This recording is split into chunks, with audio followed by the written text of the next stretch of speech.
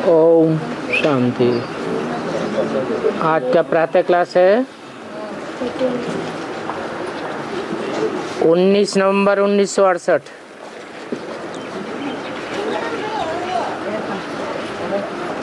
बच्चों को शिव बाबा याद है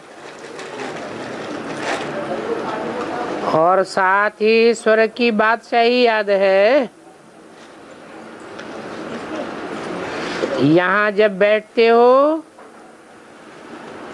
तो दिमाग में आना चाहिए, हम बेहद के बाप के बच्चे हैं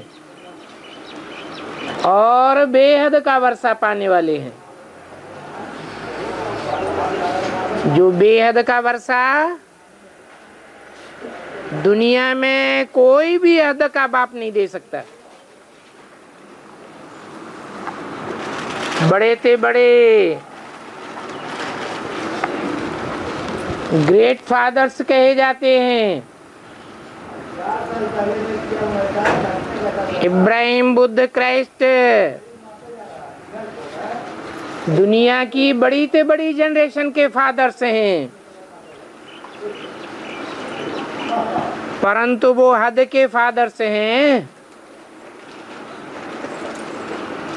हद का वर्षा भी नहीं मिलता है। ये तो बेहद का बाप है जो स्वर्ग की बेहद की बादशाही देते हैं, और वो भी एक जन्म की नहीं 21 जन्मों के लिए देते हैं। तो जो बेहद के बाप के बच्चे हैं वो नित्य बाप को याद करते हैं। याद करने बगैर वर्षा नहीं मिलेगा। काहे का वर्षा?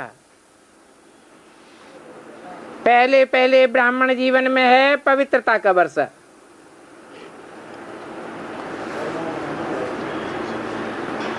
तो इस पवित्रता के लिए ऐसा पुरुषार्थ करना है, कब भी कोई भी विकार की बात हमारे आगे टिक नहीं सकती, आ नहीं सकती। और सिर्फ विकार की भी बात नहीं है, एक भी भूत नहीं आना चाहिए।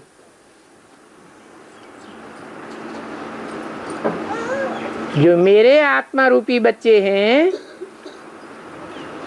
आत्म की स्थिति में स्थित होने वाले हैं, उनके सामने कोई भी भूत ठहर नहीं सकता। भूत देह अभिमानियों को सताते हैं।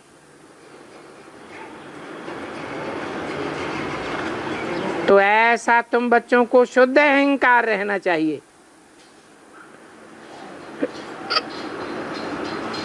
कि हम बेहद के बाप के बेहद के बच्चे हैं।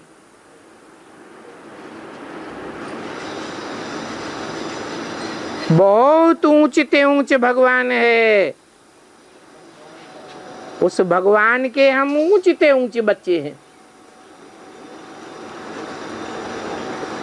बातचीत, चाल चलन कितना रायल होना चाहिए।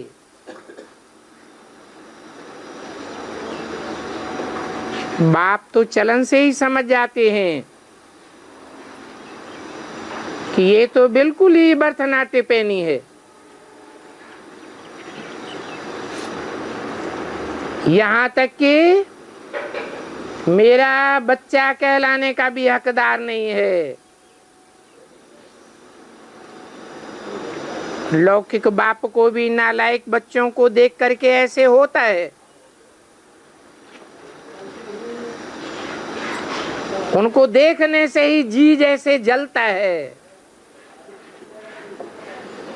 ऐसा नालायक बच्चा तो न पैदा होता तो अच्छा था। तो ये भी बेहद का बाप है। बच्चे जानते हैं कि बाप हमको वेद की शिक्षा देते हैं, परंतु कोई नालायक बच्चे ऐसे हैं जो बिल्कुल ही समझते नहीं हैं कि हमको शिक्षा देने वाला कौन है और कौन सी ऊंचे से ऊंची शिक्षा देते हैं। नहीं तो बुद्धि में सदैव रहना चाहिए कि वेद का बाप हमको समझाते हैं, वो निश्चय ही नहीं रहता, नशा ही नहीं चढ़ता। नहीं तो तुम बच्चों का दिमाग कितना ऊंचा होना चाहिए। हम कितने ऊंचे से ऊंचे बाप के बच्चे हैं।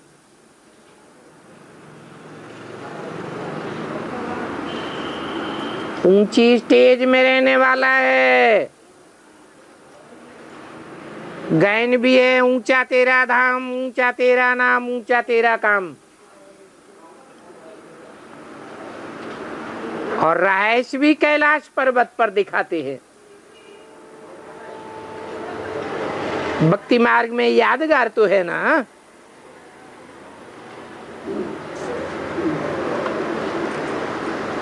तो बच्चों को 100% नालायक से लायक बनना चाहिए।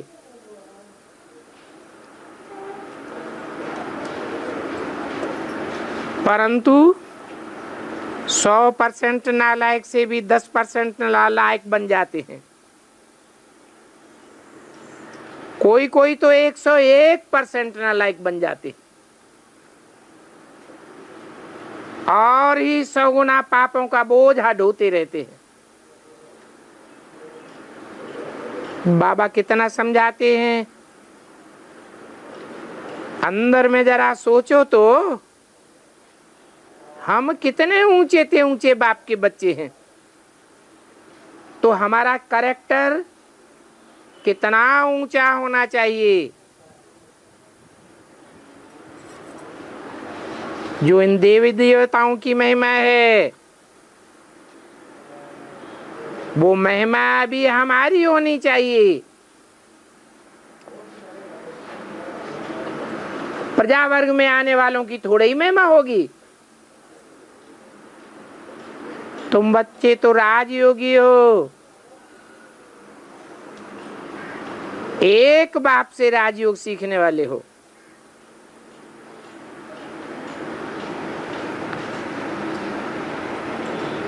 एक लक्ष्मी नारायण कोई दिखाया है,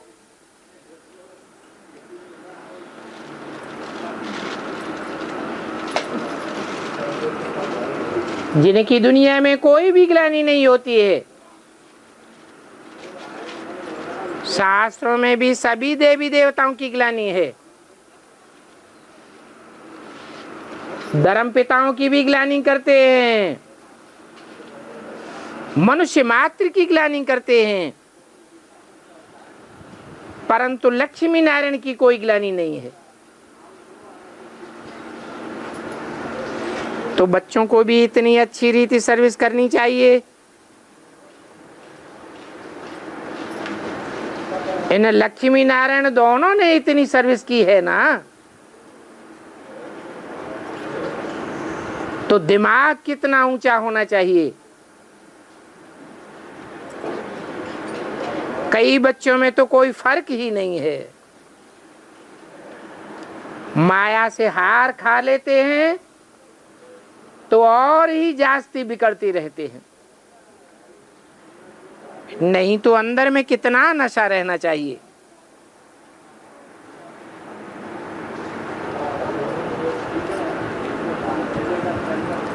नशा कायम रहे, हम बेहद के बाप के बच्चे हैं। बाप कहते हैं नशा कायम रखने के लिए आप समान बनाते रहो और सभी को मेरा परिचय देते रहो। सर्विस करने से ही शोभा पावेंगे, तब ही बाप के दिल पर चढ़ेंगे। तो बच्चा वो ही अच्छा जो बाप के दिल पर चढ़ा हुआ हो। बाप का बच्चों पर कितना लव रहता है, प्यार में आकर के बच्चों को सर पर चढ़ा लेते हैं।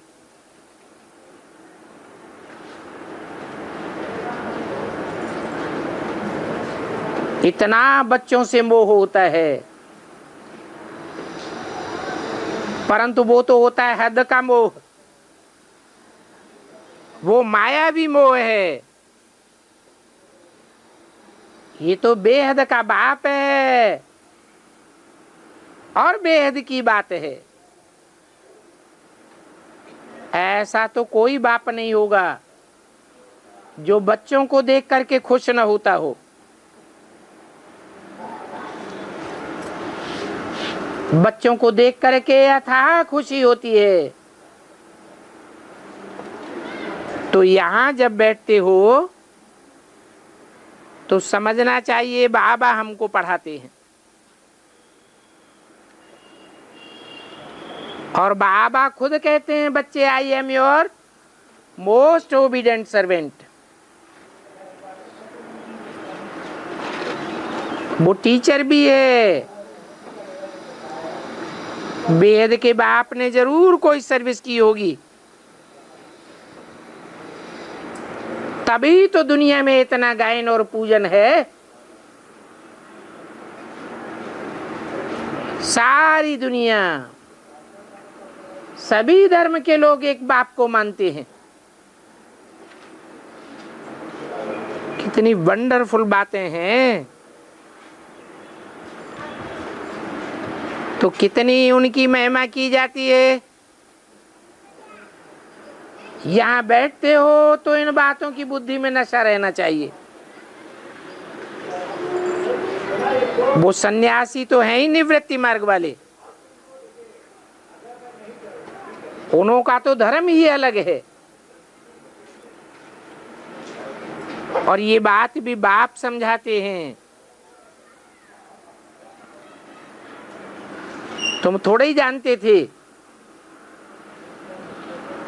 कि संन्यास मार्ग क्या होता है और प्रवृत्ति मार्ग क्या होता है। तुमको तो गृहस्थ आश्रम में रहते भक्ति आदि करनी होती है,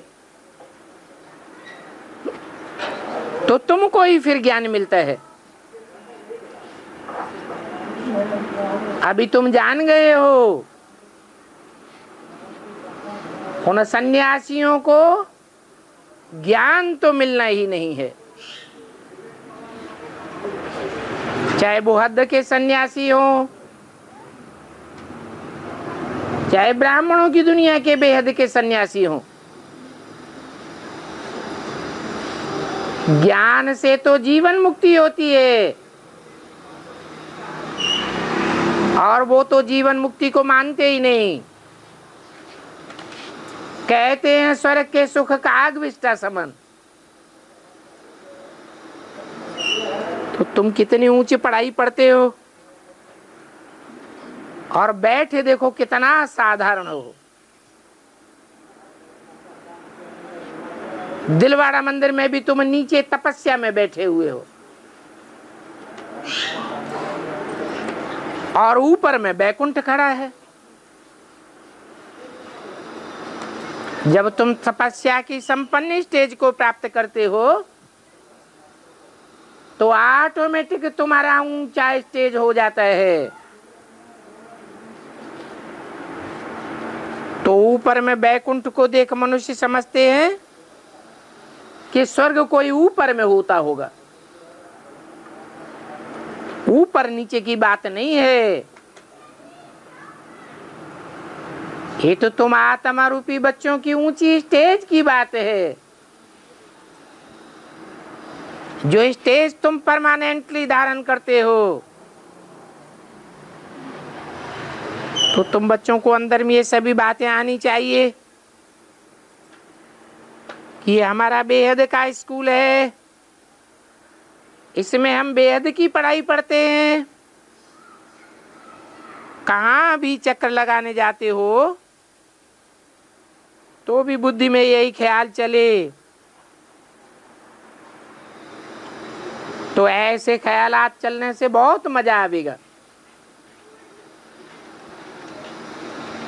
देखो तो सही, बेहद के बाप को दुनिया में कोई भी नहीं जानते हैं।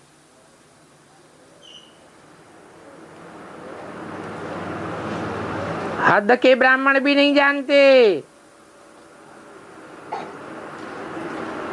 और बेहद ब्राह्मणों की दुनिया में भी जो ब्राह्मण हैं अधूरे, अधूरी पढ़ाई पड़ी हुई है,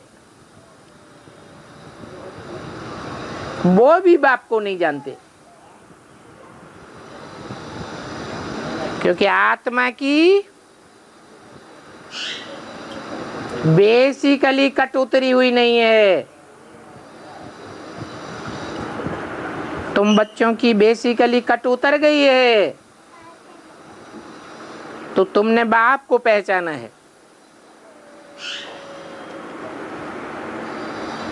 बाप के बच्चे बनकर और बाप की बायोग्राफी को न जाने, उनको तो बुद्धू ही कहेंगे। जीवन कहानी तो होती है ना, न जानने के कारण कह देते हैं सर्वव्यापी। अब सर्वव्यापी की जीवन कहानी क्या होगी? गायन कैसे होगा? पूजन कैसे होगा? कुत्ते में, बिल्ले में, पत्थर में, भित्तर में व्यापी बताए देते हैं।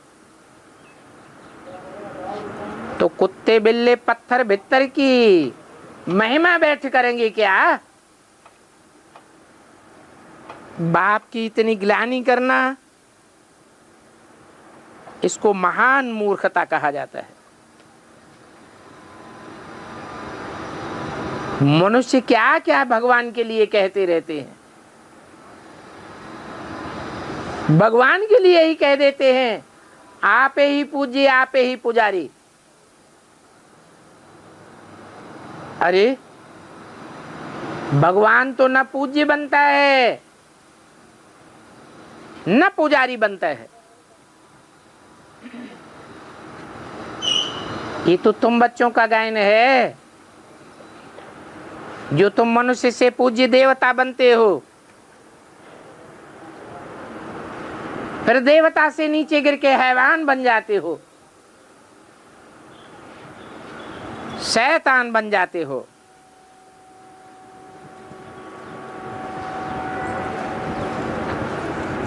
तो सोचना चाहिए, ठिक्कर बित्तर में भगवान पूजा लेगा क्या? ठिक्कर तो कहा ही जाता है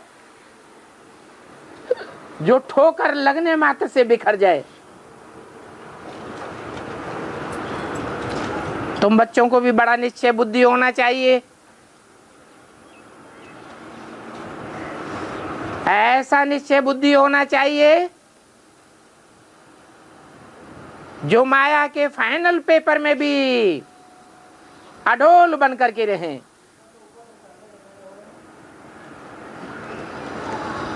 नहीं तो कहेंगे ठक्कर बुद्धि। जैसे मिट्टी का ढेला होता है, थोड़ी सी ठोकर लगती है और टूट जाता है। ऐसे बहुत बच्चे हैं जो थोड़ी सी माया की ठोकर लगती है और ज्ञान से टूट पड़ते हैं। ऐसे ठिक्कर बुद्धियों में मैं थोड़े ही आऊंगा।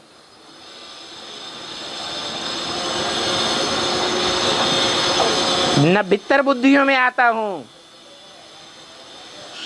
भीत दीवाल को कहा जाता है, जो ईश्वरीय ज्ञान मार्ग में दीवाल बन करके खड़े हो जाते हैं। न खुद भगवान को पहचानते हैं, न दूसरों को पहचानने देते हैं। ऐसी भुत्तर बुद्धियों में मैं प्रवेश करूंगा क्या? तो तुम बच्चों को अंदर में कितनी खुशी होनी चाहिए कि हम कितने ऊंचे से ऊंचे बाप के बच्चे हैं। अभी फिर हम पुजारी बने, फिर पुजारी से शिव बाबा तुमको कितना ऊंचे बनाते हैं। फिर ड्रामा अनुसार तुम ही उनकी पूजा शुरू करते हो। इन बातों को दुनिया वाले थोड़े ही जानते हैं कि भक्ति कब शुरू होती है। भक्ति में तो बुद्धि भागती रहती है, बुद्धि को ठिकाना नहीं मिलता। ज्ञान में तो तुम बच्चों को पक्का ठिकाना मिल जाता है, बुद्धि एक जगह टिक जाती है। तो बाप बच्चों को रोज रोज समझाते रहते हैं, यहाँ बैठे हो तो भी अंदर में तुम बच्चों को बहुत खुशी होनी चाहिए।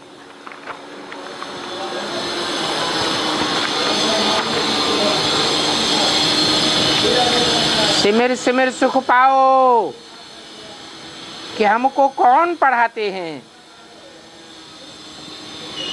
19/11/68 की वाणी का दूसरा पेज। बुद्धि में सदैव रहना चाहिए, हमको भगवान बाप पढ़ाते हैं।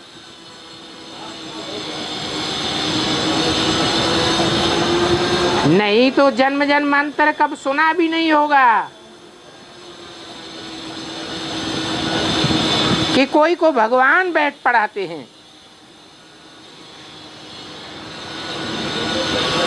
भक्ति मार्ग में तो समझते हैं गीता का भगवान कृष्ण है। अब कृष्ण को जन्म मरण के चक्कर में दिखाई दिया है।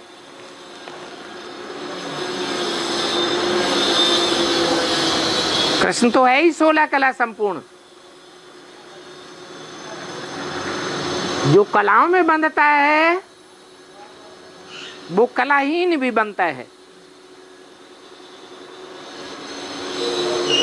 सूर्य को थोड़े ही कलाओं में बांधा जाता है।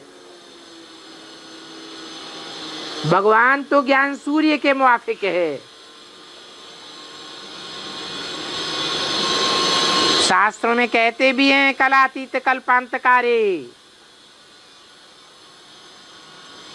कलाओं से अतीत है। हाँ, मनुष्य जो कलाहीन हो जाते हैं उनको 16 कला संपूर्ण बनाता है।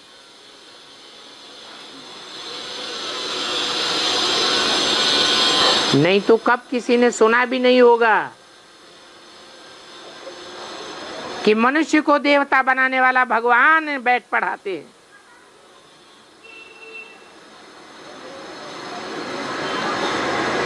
अब कृष्ण कैसे पढ़ाई पढ़ावेगा?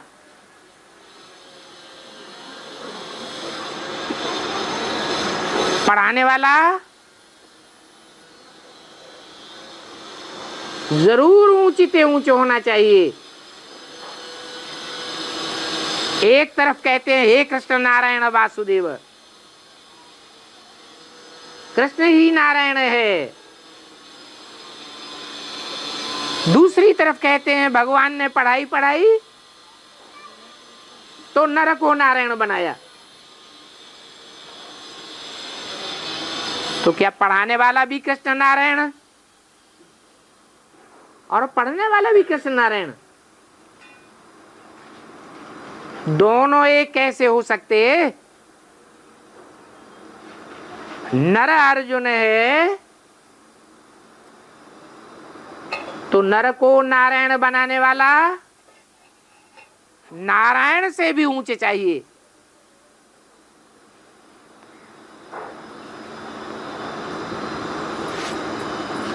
नारायण उसे कहा जाता है जिसका घर है ज्ञान जल में हो, सदैव ज्ञान जल में ही शयन करता है।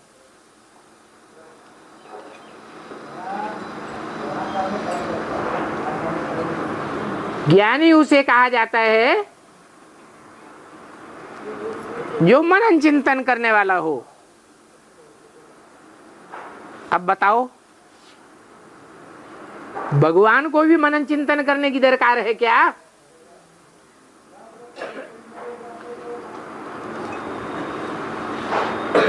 मनन चिंतन मन वाला करेगा या जो सदैव मन है वो मनन चिंतन करेगा?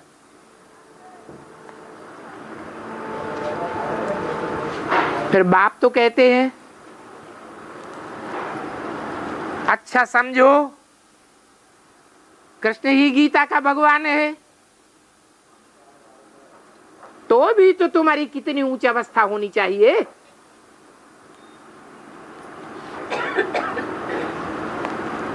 अभी तुम समझते हो कि कृष्ण तो मनुष्य था, दैवी गुणों वाला।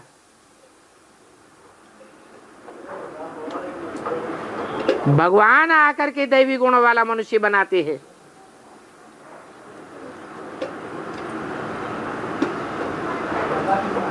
तो भगवान की मत में और मनुष्यों की मत में और देवताओं की मत में अंतर तो जरूर होगा।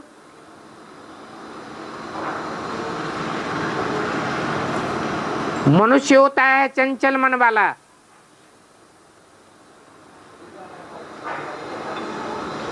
उसकी मनुष्य मत कही जाती है। मनुष्य मत जो चंचल मन वाला है वो नीचे गिराने का काम करेगा, वो ऊंचा उठावेगा। मनुष्य मनुष्यों को 2500 वर्ष की हिस्ट्री में नीचे ही गिराते आए हैं।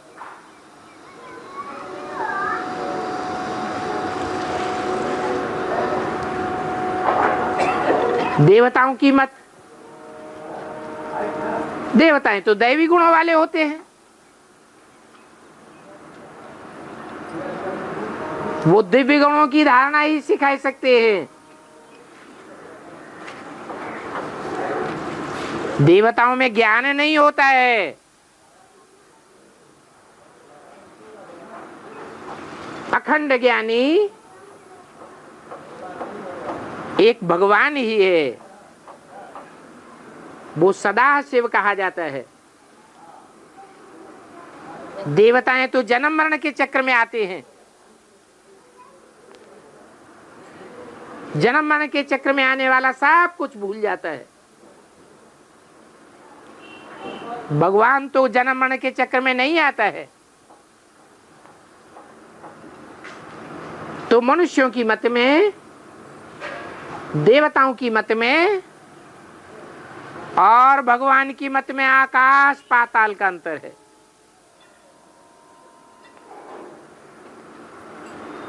एक किताब भी बनाई है, मनुष्य मत और ईश्वरीय मत।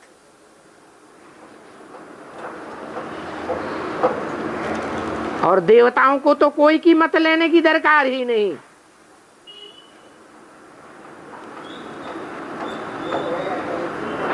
मत लेने की अधिकार और दरकार उनको है जिनको मनुष्य मत मिलती रही और मनुष्य मत से नीचे गिरते रहे। ऊंचते ऊंच भगवान आकर के उनको ऊंचते ऊंच मत देते हैं। मनुष्य चाहते हैं ईश्वर की मत।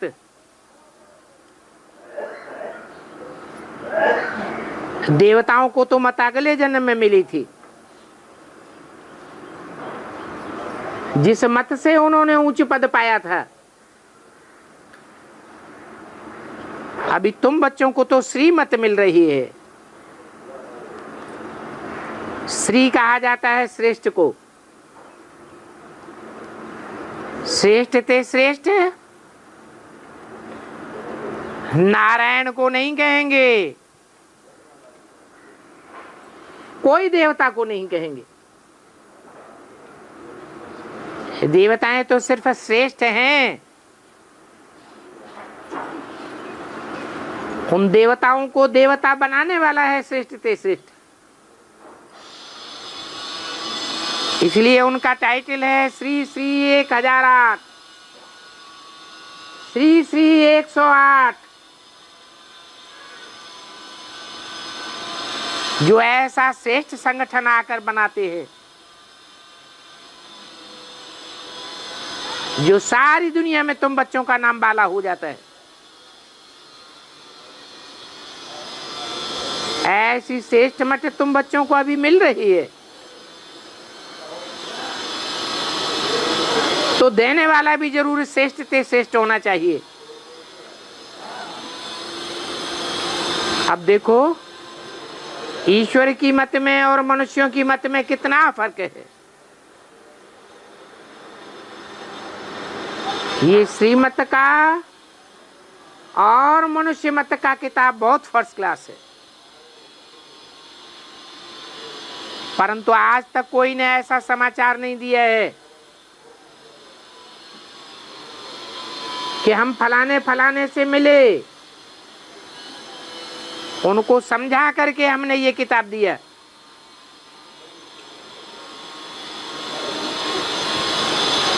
तो किताब ध्यान से पढ़ेंगे तो उन्हों की मन में, उन्हों के ध्यान में भी आवेगा ईश्वर की मत क्या कहती है। जरूर ईश्वरी मत पर चलना पड़े और सारी दुनिया को चलना पड़े।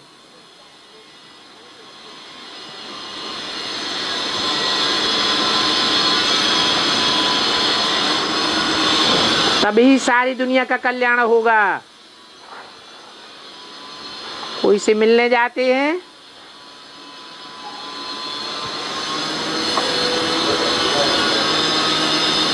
तो ऐसे ऐसे बच्चे हैं जिनकी बुद्धि में ध्यान में ही नहीं आता कि जिनसे मिलने जाते हैं तो उनके लिए कुछ ले जावे, जैसे कि कोई बुद्धू जाते हैं। ये भी याद नहीं रहता कि इस जन्म में उनका ऊंचा पद है। दुनिया में इनका मान सम्मान है, जरूर इन्होंने अच्छा कर्म किया होगा, तो उनको सौगात ले जानी चाहिए। नहीं तो बच्चे अपनी ही मगरूरी में रहते हैं। अभी बच्चों की बुद्धि में आना चाहिए कि ये मनुष्य मत और ईश्वरीय मत का कंट्रास्ट बहुत अच्छा है और समझाना भी बहुत जरूरी है।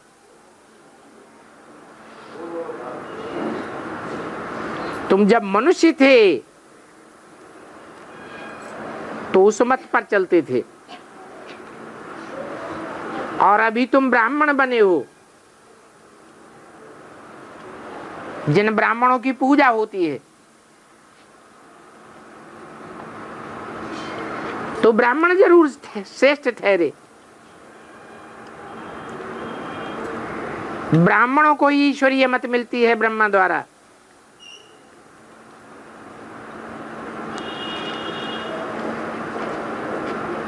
तो तुम बच्चों को जो मत मिलती है और मनुष्यों को जो मत मिलती है उसमें कितना फर्क है। एक बाप की श्रीमत के अलावा और सभी की है भ्रष्ट मत। इस पतित दुनिया में सब पतित हैं। पावन दुनिया में तो सब देवताएं होंगे, वहां तो मत लेने की दरकार ही नहीं।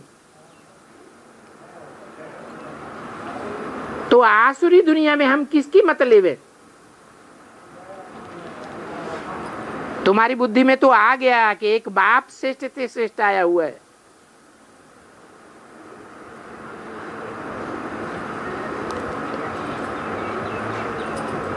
किताबें आदि सब आसुरी बुद्धि से बनाई हुई हैं। कितने ढेर के ढेर शास्त्र बनाए हैं, और वो शास्त्र किसके बनाए हुए हैं? भगवान ने बैठ बनाए क्या? कह देते हैं व्यास भगवान था। अगर व्यास भगवान था तो भगवान तो जरूर ऊंची दुनिया बनावेंगे। व्यास भगवान के शास्त्र पढ़ते पढ़ते इतना पतित बुद्धि कैसे बन गए?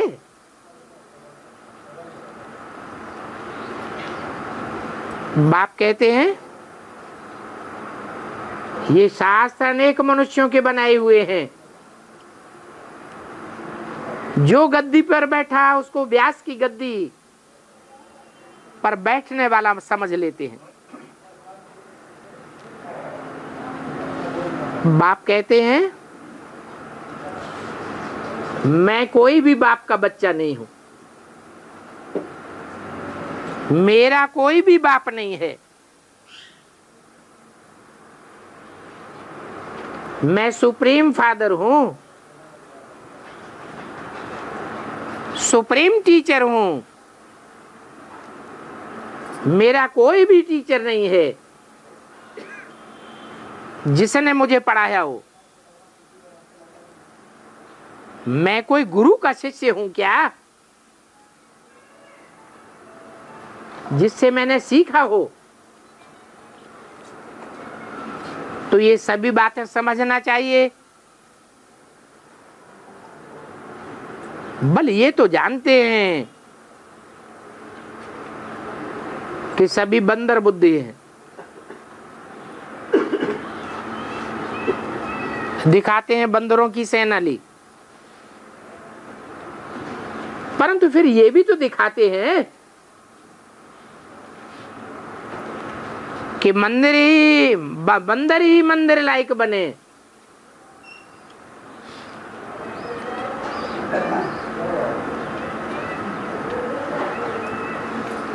उनको देवताओं के वस्त्र दिखाए गए हैं।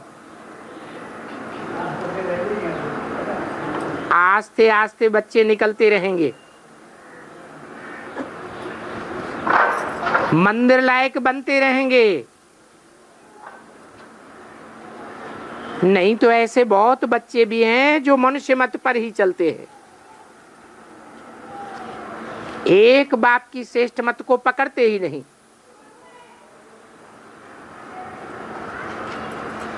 फिर तुम बच्चे उनको सुनाते हो कि हम तो एक बाप की मत पर चलते हैं।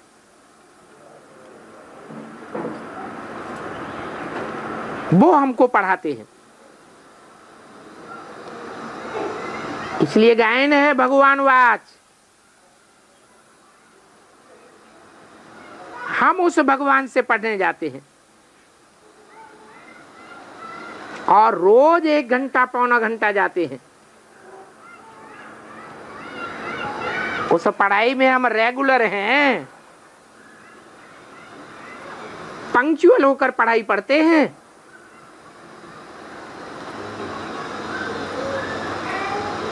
क्लास में हम सुप्रीम टीचर का ज्यादा टाइम भी नहीं लेते हैं।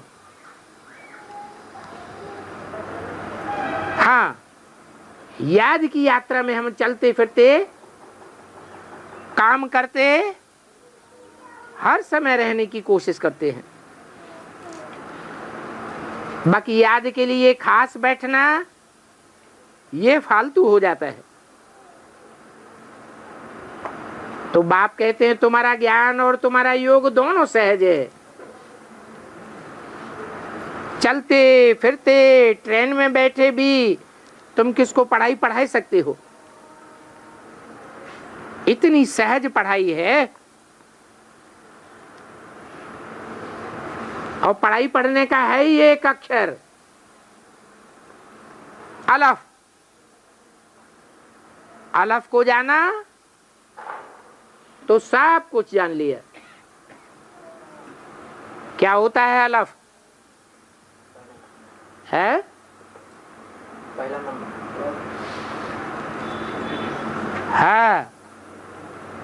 अलफ अलग, नुक्ता अलग, और बे पे टे ते से ये नंबरवार अलग। बेसिक पढ़ाई में पहचान दी जाती है नुक्ता की। नुक्ता माने बिंदु। हम आत्माएं बिंदु हैं, हमारा बाप भी बिंदु है, परंतु वो अधूरी पढ़ाई है। उससे हमें पता नहीं लगता कि हम बिंदु आत्मा का इस रंगमंच पर क्या पार्ट है। पार्टधारी होकर के और अपने पार्ट को न जाने तो बुद्धू हो गया। तो बाप कहते हैं कि मैं आकर तुमको पूरी पढ़ाई पढ़ाता हूं। आत्मा का ज्ञान होना माना आत्मा रूपी बिंदु रूपी रिकॉर्ड में कैसे कैसे अनेक जन्मों का पार्ट भरा हुआ है, वो सब बुद्धि में आना चाहिए।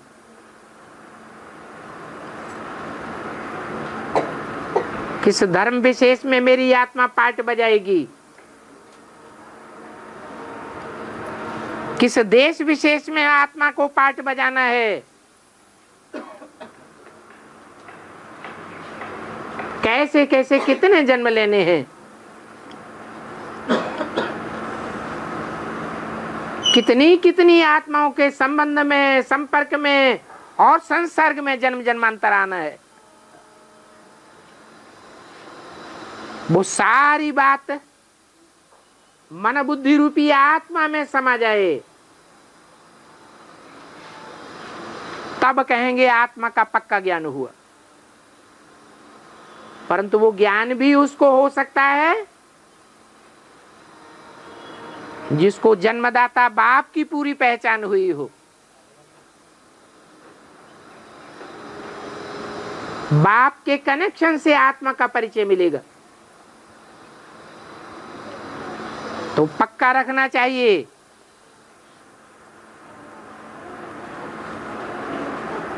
बाप से जिनका संबंध है,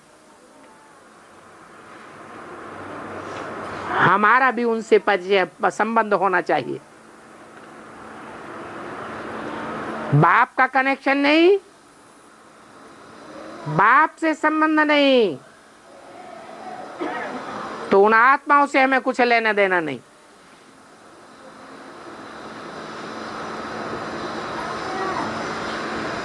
जैसे कि मरे पड़े हैं,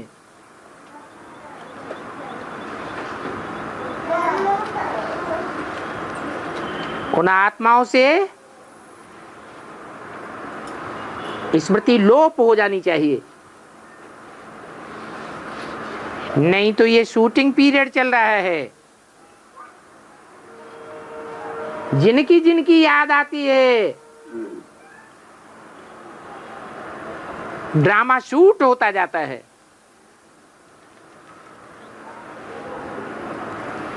बाप के आधार पर हमारा हिसाब किताब बनना चाहिए।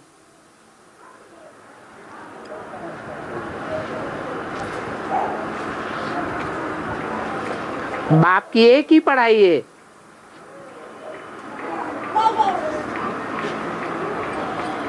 बाप का एक ही शास्त्र है, श्रीमद् भगवत गीता।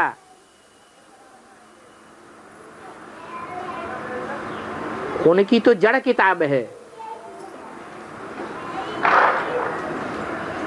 बाप की तो गीता माता भी चैतन्य है।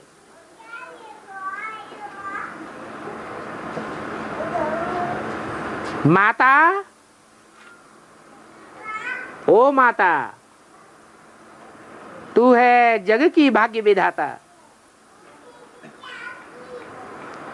जैसे बाप दो हैं, बेहद के बाप दो हैं, ऐसे हमारी माताएं भी दो हैं।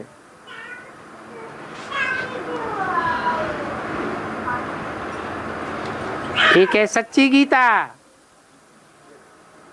एक है झूठी गीता। सच्ची गीता आदि से अंत तक सच्ची ही रहती है और कोई भी मनुष्य मात्र के प्रभाव में नहीं आती।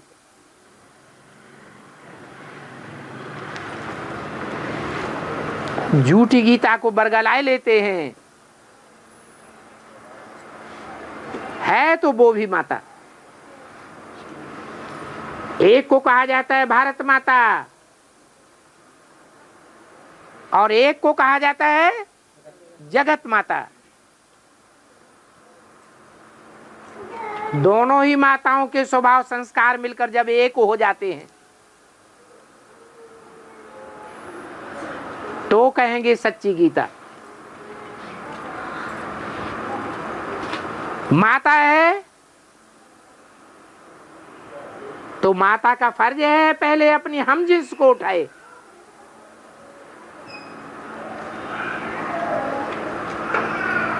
हम ब्राह्मण बच्चों की भी दो माताएं हैं बेहद की, एक छोटी माता और दूसरी जगदम्बा माने बड़ी माता। इसलिए बोला भी है ये ब्रह्मा है तुम्हारी बड़ी ते बड़ी माता, परंतु तन पुरुष का है। इसलिए पूजा नहीं होती है। क्यों? क्योंकि पुरुष सब दुर्योधन दुशासन है। वो ही बड़ी माता जब अपना पुरुष चोला छोड़ करके कोई माता में प्रवेश करके पार्ट बजाती है तब जगदम्बा के रूप में पूजी जाती है, दुर्गा के रूप में पूजी जाती है, मूर्तियां बनाई जाती हैं, मंदिर बनाए जाते हैं। नहीं तो दाढ़ी मूछ वाले ब्रह्मा के न मंदिर बनते हैं, न मूर्तियां बनती हैं, न पूजा होती है।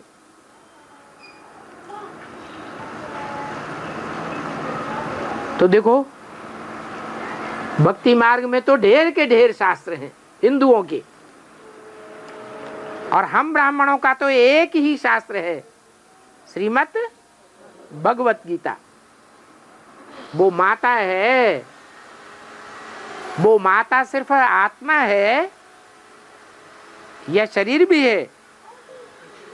है? शरीर भी है। शरीर 5 तत्वों का पुतला है, इसलिए उसको प्रकृति माता कहा जाता है। उसमें आत्मा चैतन्य निवास करती है। जब वो आत्म की स्थिति पक्की हो जाती है तो संपन्न स्टेज प्राप्त करती है। तो देखो भक्ति मार्ग के शास्त्रों से अगर इकट्ठा किया जाए तो सारा घर भर जाएगा।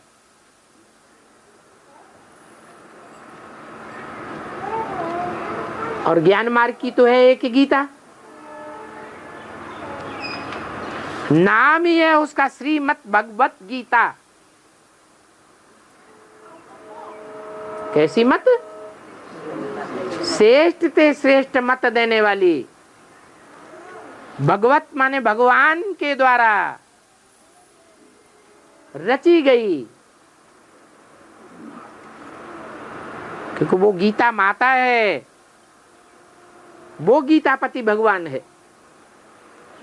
पति रचयिता होता है, माता रचना होती है।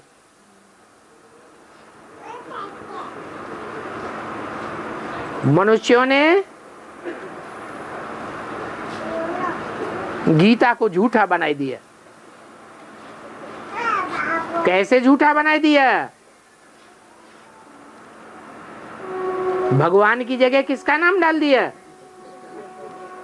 कृष्ण को गीतापति भगवान बना दिया। अरे कृष्ण बच्चे को भगवान पति परमेश्वर बनावेंगे तो कितना जुल्म हो जाएगा। सारा भारत पतन के गर्त में पहुंच गया। अब ये बड़ी से बड़ी भूल सुधारनी है। सुधारेंगे तब जब एक भगवान बाप को पहचानेंगे।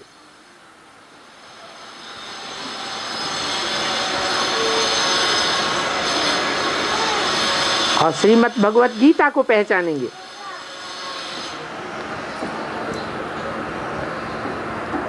भक्ति मार्ग के शास्त्रों पर कितना खर्चा करते हैं। अभी बाप तो बहुत सहज करके बतलाते हैं, सिर्फ बाप को याद करो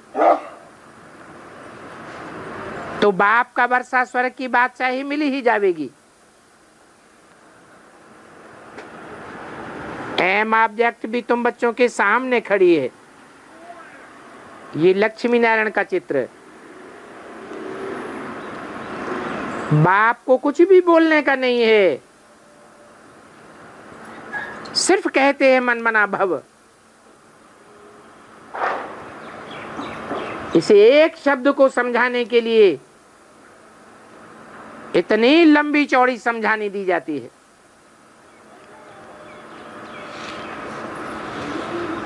जब ये समझानी बुद्धि में बैठ जाएगी तो तुम बच्चे आत्मिक स्थिति में सदाकाल के लिए स्थित हो जाएंगे। फिर सारा ज्ञान का विस्तार बुद्धि में से उड़ जाएगा।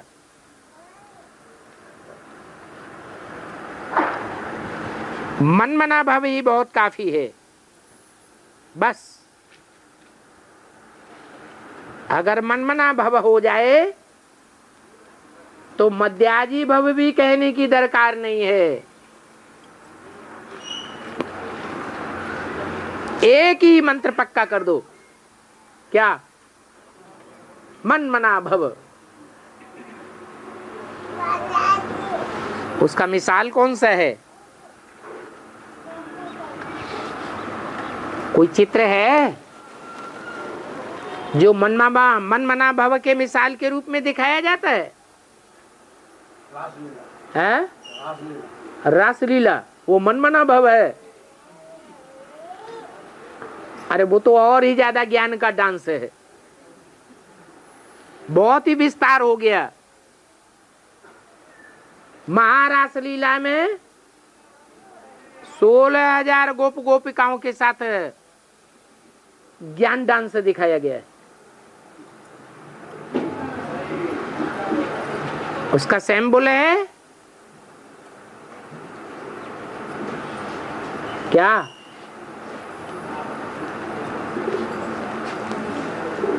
शंकर का याद में बैठा हुआ चित्र।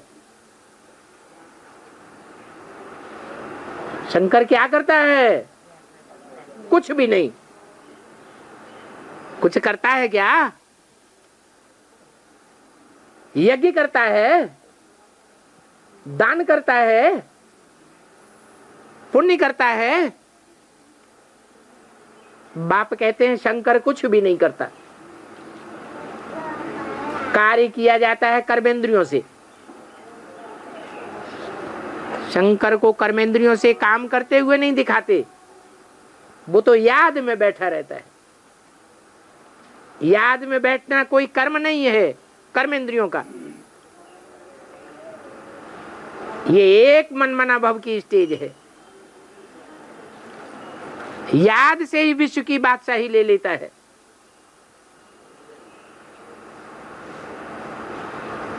तो और कर्मेंद्रियों से यजन करने की दरकार ही नहीं।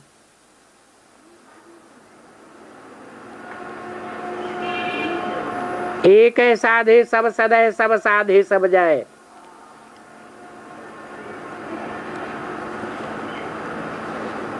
एक ही याद से विश्व के मालिक बन जाते हैं। इसलिए शंकर को विश्वनाथ कहा जाता है।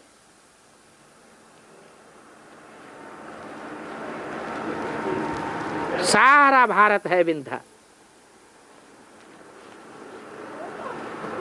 तो क्या तुम ऐसे हेवन को भूल गए? भूल गए तो कहेंगे ड्रामा की भाभी। अभी बाप आया हुआ है,